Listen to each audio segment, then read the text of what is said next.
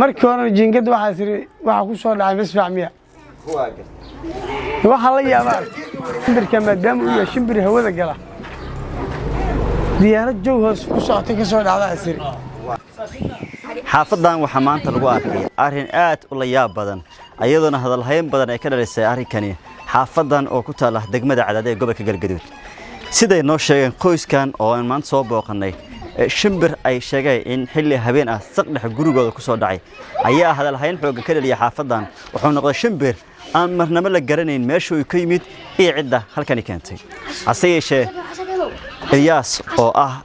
mid ka mid ah qoyska halkan degan ayaa waxa uu noo sheegay in shimbirka oo la yaab ku noqday oo xilli saqdhexa gurigooda ku soo dhacay sida uu sheekada noogu sheegay isla markaana Ilyas waxa uu sheegay in arrinkan uu aaminsan yahay inuu yahay arrin mucjiso dhinaca kale shimbirkan uu yahay mid diyaarad ka soo dhacay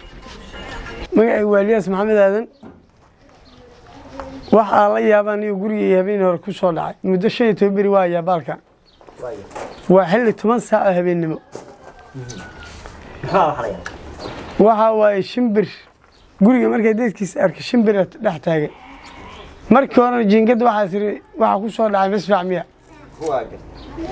waxa la yaabaa arkay wallahi waxa siri diyaarad joog hoos ku socotay ka soo dhacda siri waa xilli habeen ah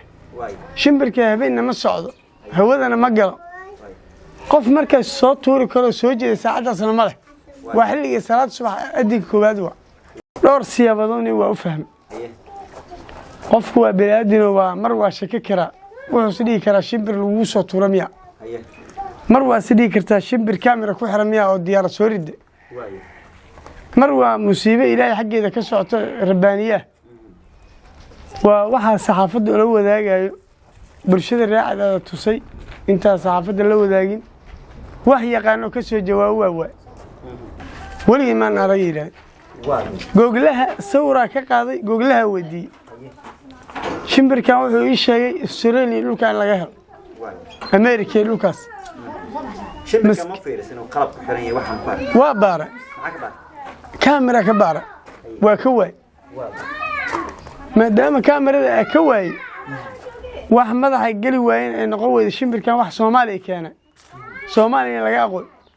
wallahi wax la yaab lawaani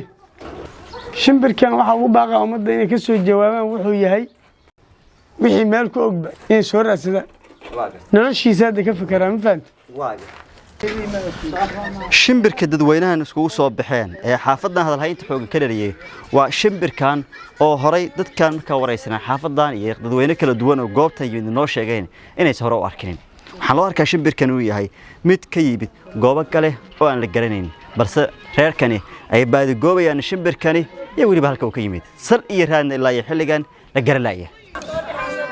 dacwadan waxay hadal hayn xoog la ku reebtay durbaba xaafadan oo dadweyne kala duwan isugu soo baxeen ayagoo la yaabay shimbirkan oo ay u arkay inuu yahay mid wali hadda ka hor aan lagu arkin geeyigan gaar ahaan Soomaaliya qaybo badan oo kamid ah isla markaana qoyskan ay aaminsan yihiin in shimbirkan uu yahay mid wadamo kale ka yimid Mubaarak Maxamuud Aadan TV-ga caalamiga Universal Cadaad